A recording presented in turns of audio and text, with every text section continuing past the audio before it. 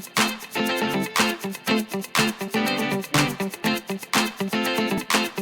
everybody, this is Dear Mama Sal, and today with the halogen we're going to try and cook meringues. Never done that. So I've got it heating up at about 300. I'm going to let it heat up for about 5 minutes. We're going to need about 20 minutes of cooking time apparently, or probably less knowing the halogen. That's one of the joys of the halogen. And then over here I've got a full half carton of just egg whites, which is equivalent to about 8 egg whites. I've got 3 cups of sugar, 4 teaspoons of vanilla essence, fake, and here I've got about half a teaspoon of salt and half a teaspoon of cream of tartar. And that's all we need, except a whisk. Okay, so here we go. First thing we're going to do is to put in a little bit of salt and cream of tartar, and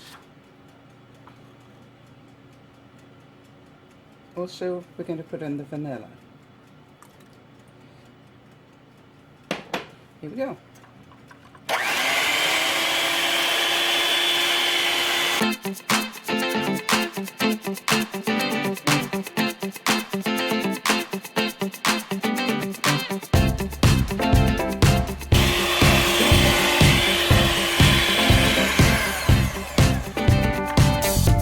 It's looking pretty good. I'm just going to do it some more.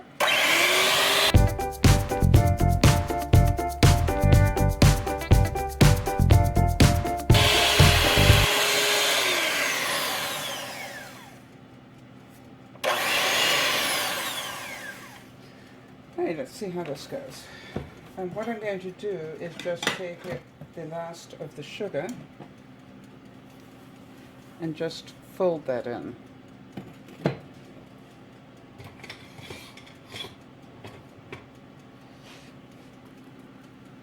Because I don't want to mess too much with the meringue.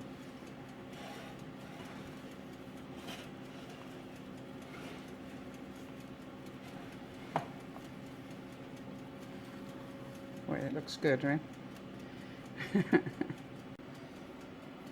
This is for my toaster oven. So I'm just going to take a tablespoon. Oh, I guess that's sugar. Didn't fold in quite as much as I wanted it to.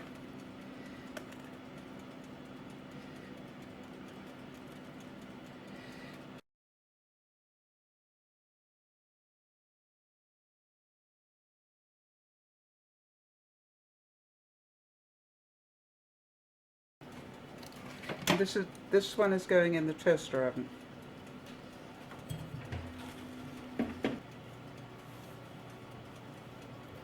And it says to put it in at 300 degrees or 150 for 25 minutes in a regular oven. Okay, so now let's go across to the halogen and make a plan over there.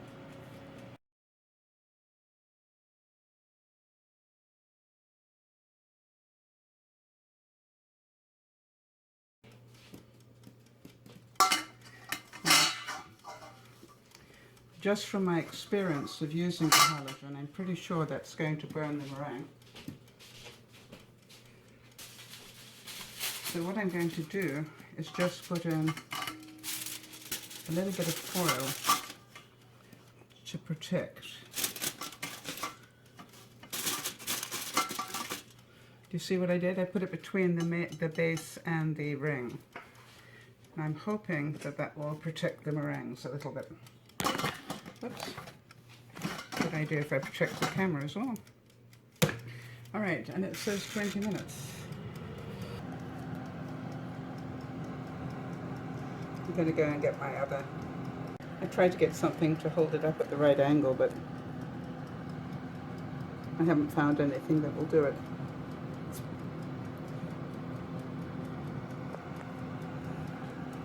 Now, just for the fun of it, I've put some more of the meringue, because I had more left over, into the molds that I bought yesterday. So will they work? I don't know. Let's find out. And in my real oven, they're looking good too. Not quite sure what I'm going to do with those when they're half done. But that's what experiments are for. I think I'll probably do the same thing. Turn the heat down to about 200 or 250 and give them another 20 minutes. Halogen ones are still doing well, so I'm going to try and lift those next, just to see how crisp they are. And if I can, put them back on again for, again, another hour. Now the interesting thing is what's happening to the ones in the oven. Aren't they looking good? But they are soft. Let me show you. Oh, not a good idea, so. But you know, you can probably see that they're actually soft, they're not crisp, so they're definitely going to be on for another hour. At least.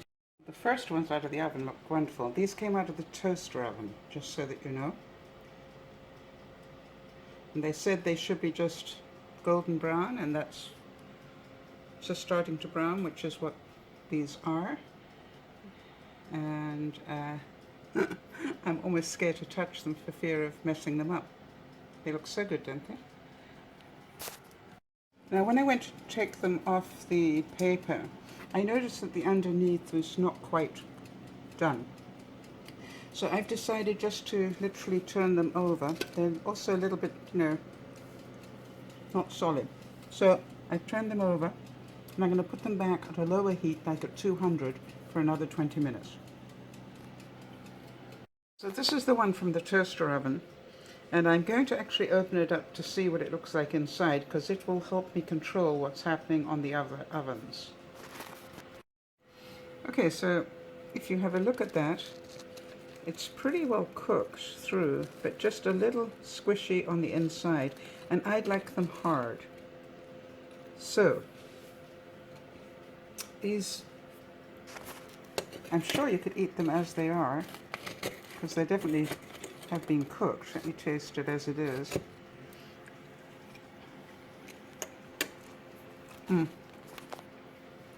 Yeah, definitely chewy.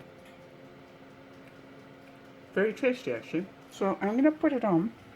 It's still got the toaster oven at 200. I'm going to put it on for another hour at 200 because I want them to get solid. In the meantime, I was going to say in the interest of experiments I should continue eating this, and I'm thinking, no, I'm going to put that back in. Of course, this is all about personal preference, and I seem to remember that normally meringues I cook them for at least a couple of hours on a lower heat, but I thought I'd try this recipe. But I definitely do like mine to be crispy, not soggy, so they're going to do another hour each. It's still escaping. I think what I love so much about the halogen is you can see things like this happening. So cooking really is a genuine experience as opposed to an oven where you wouldn't see this physically happening. Now, the timer just went off on the halogen ones, but owing to the fact, my experience of the others, I've now turned the heat down to 250 and put them on for another 20 minutes. I'll just keep an eye on them because we don't want them to burn, obviously. But I do want them to be crispy. They're looking good. Now I'm really glad that I did give it the extra time, because what you can see there is some egg white escaping from underneath. Fascinating, isn't it? So that was definitely worthwhile, and I may need to turn them over and still do a little bit more.